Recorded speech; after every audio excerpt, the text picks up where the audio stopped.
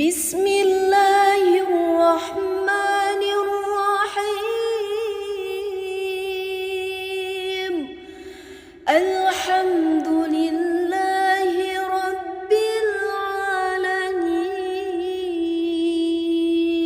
Dulu ketika Jabir bin Abdullah, sahabat yang terkenal itu Jabir, itu termasuk minas sabiqin al-awwalin itu.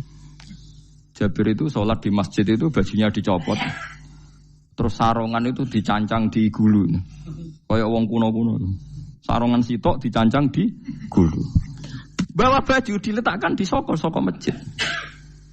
Setelah itu orang tabi'in melihat dia secara sinis. Tabi'in itu generasi setelah sahabat. Marah-marah ketika dimaki, masa engkau sahabatnya Nabi sholat Bisau bin Wahid pakai baju satu dicancang bisa. Terus Jabir mulai cerita.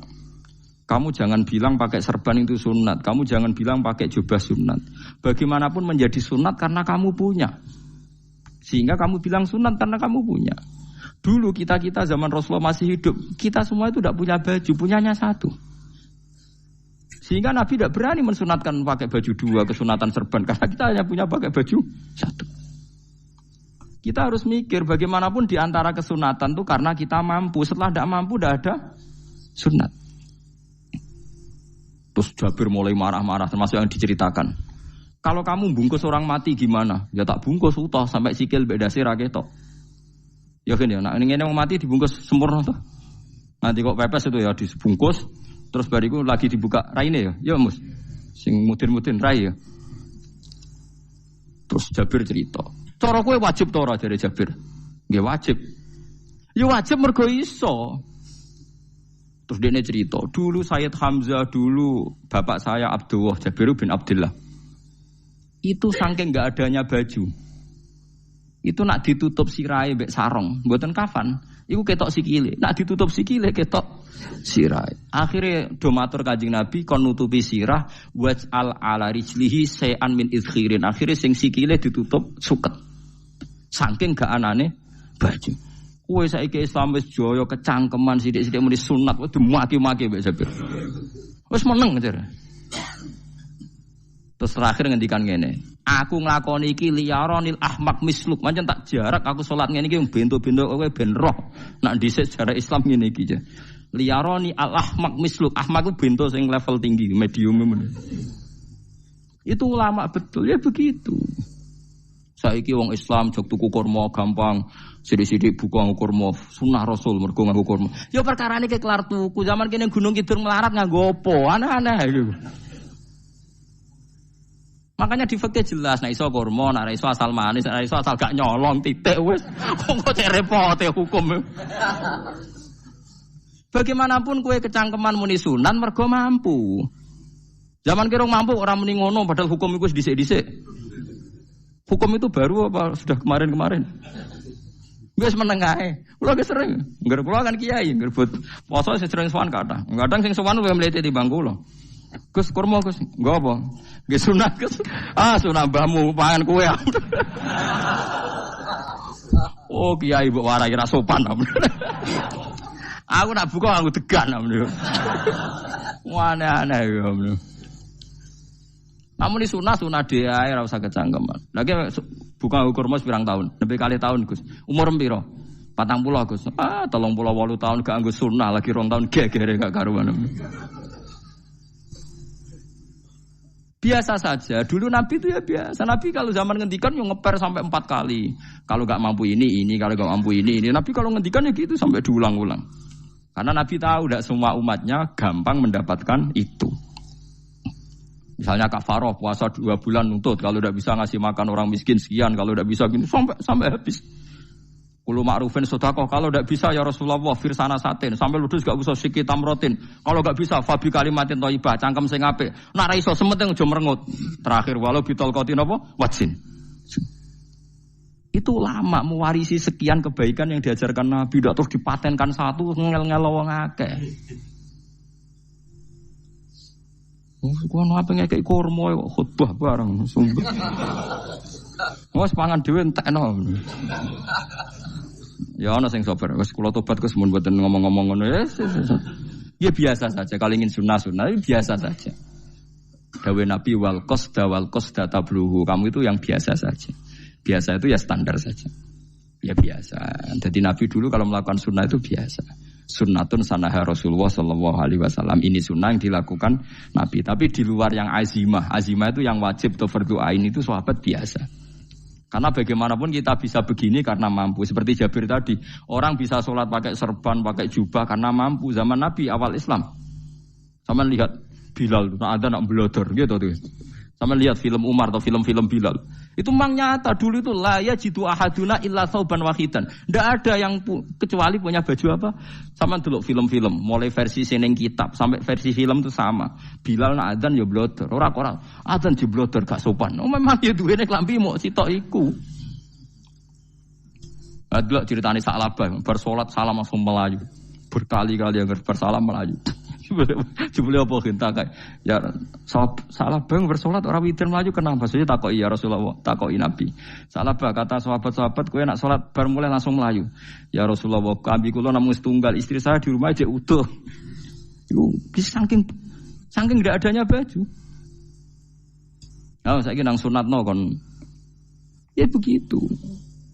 Makanya ketika Sayyidina Umar idza ausa Allah fa ausiu. Nanti kalau sudah jembar ya jembar. Nak lagi ruwet ya ruwet. Ya sudah biasa saja. Paham ya? Jadi kalau suwun misalnya malah yudroku kulu, la yudroku nopo kulu. Kalau tidak bisa semua jangan sama sekali. Jadi misalnya kita tidak bisa jubahan, tidak bisa serbanan mergo wong Arab. Supaya saya ndak keriting jubahan kok tonggo ya guyu. Paham ya? Wah aneh ngono. Kemudian ana ora kaji kok jubahan malah digugat wong akeh. Ya sudah pakai hem putih saja. Yang penting dua semangat sunnah putihnya misalnya. Ya tengah-tengah gitu. Tapi kalau kira-kira dianggap wajib ya kan ganti badik kayak Ruhin itu. Itu makomnya sudah itu tadi. Sudah tinggi sekali. Ya Nabi itu kan misalnya Nabi nyifati rambut yang baik itu yang lurus ngombak gitu. Sifatnya Dajjal itu keriting. Tapi yang keriting ya enggak apa-apa. Bukan berarti wah keriting mirip Dajjal janda gitu. Ya itu kan Allah menunjukkan kekuasaan. Nanti kalau Allah bikin lurus semua dikira gak mampu bikin yang keriting. Ya sudah dibikinlah yang keriting. Ya sudah gitu biasa saja buatan berlebihan. Paham gitu. Jadi Nabi itu kalau ngendikan seingat saya ini hafal banyak hadis. Kalau ngendikan tuh sampai berkali-kali. Itu tadi mulai kalau sedekah pakai ini, kalau ndak mau minum sampai mulai firsana satin sambil wedhus ijek larang, walau bisiki tamro separone kurma. Masih kadang ndak mampu fabi kalimatin thayyibah, enggak mampu lagi. Ya soalnya tasaddaku walau bitol qoti wajin. Sedekahlah meskipun dengan ceria. Itu sirinya kenapa saya ngaji guyon. Karena paling ndak ceria itu happy. Coba kalau saya ngaji merengut, meneng terus ketok nyesal. Terus sing ngaji kan mikir, Gus Bak kurang apa? Kita ngaji ku ono sing kurang. Oh, terus sing kedonya nafsir wah paling kurang sangune. Wah jadi repot. Mulane kula ngeten wis tak pikir, mangsa ora tak pikir nopo. Guyon kula mek sampean nangis mbon ndi ganjaran akeh ndi. Mergo guyon kula bi ilmen nangis sampean mikir utang. Jadi terakhir sedekah talqati wajhin, wajah yang ceria, yang happy.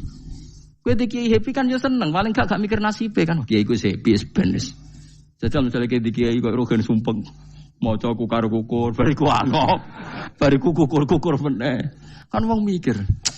Wayahe tanggale bayar apa piye kredite. Waduh. Apa wayahe ditarik sepeda motor kan orang terus menafsirkan macam-macam.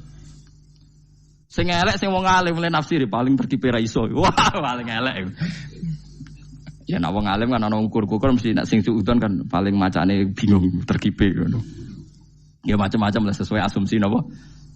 Jadi kula suwun lah sama nak dadi kiai nak ra iso sedekah macamnya terakhir ceria. Mergo Nabi ngendikane terakhir tasaddaku walau bitol qoti wajhin. Bersedekahlah meskipun dengan keceriaan napa muka atau wajah. Namun kalau itu Nabi diulang-ulang. Jadi kalau ngendikan tuh diulang-ulang. Sekarang tuh orang mau mendorong sunnah Rasul itu satu. Ya berat bagi yang nggak bisa melakukan itu apa? Yang nggak bisa melakukan itu apa? Berat. Jadi dibacalah hadis itu dibaca utuh. Ya bukan kita apa ya kula nu kepingine kabeh umat Nabi itu happy mergo selama itu ndak maksiat berarti anut ajaran Kanjeng Nabi Muhammad sallallahu alaihi wasallam. Ma khuyira Rasulullah baina amrayni ilakhtara aisarohuma malam yakun isman. Rasulullah itu tidak pernah disuruh milih dua hal yang berbeda kecuali milih yang paling gampang. Asal itu tidak barang dosa. Itu hadis muttafaq alaih. Ma khuyira Rasulullah baina amrayni ilakhtara napa aisarohuma malam yakun napa isman. Jadi Nabi itu tidak disuruh milih dua hal, mesti milih yang paling gampang asal tidak nopo dosa. Makanya Nabi kalau ditanya, ya Rasulullah sampai nanti tawaf pakai unta apa enggak? Kesel ndi?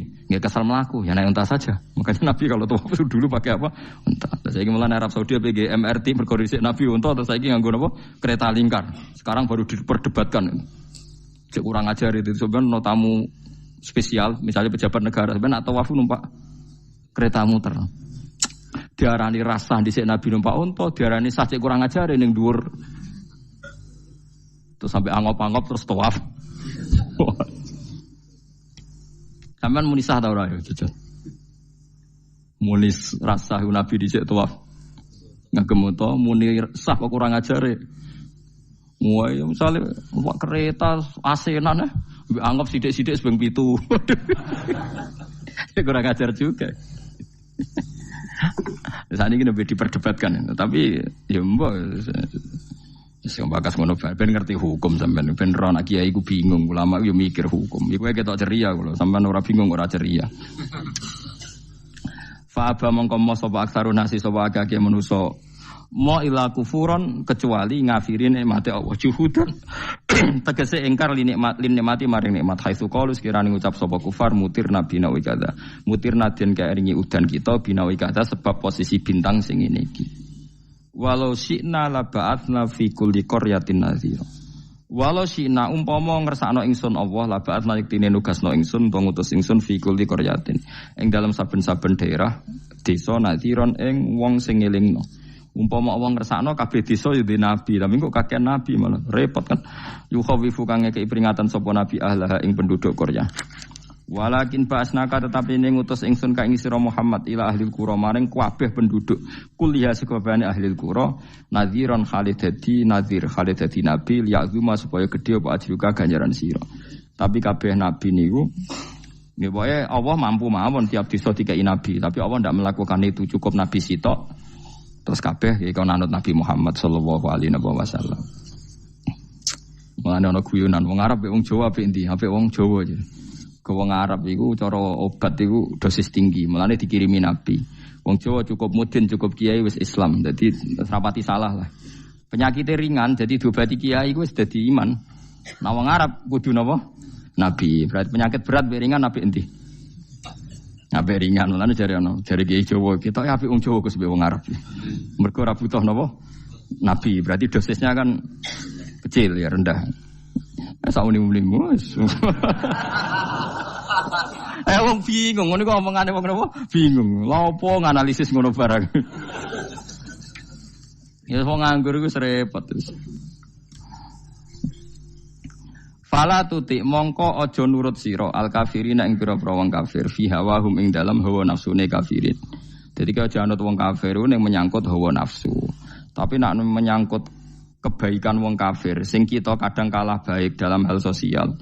Ya malah Allah kadang melehno kita mergo kok kalah mbek wong kafir. Nggih misale ngeten ngene, makanya Imam Suyuti nafsiri fala tutil kafirin ai fi hawahum. Dalam hal yang bersifat hawa napa? Nafsu. Misalnya begini, saya contohkan, Allah melehno wong mukmin.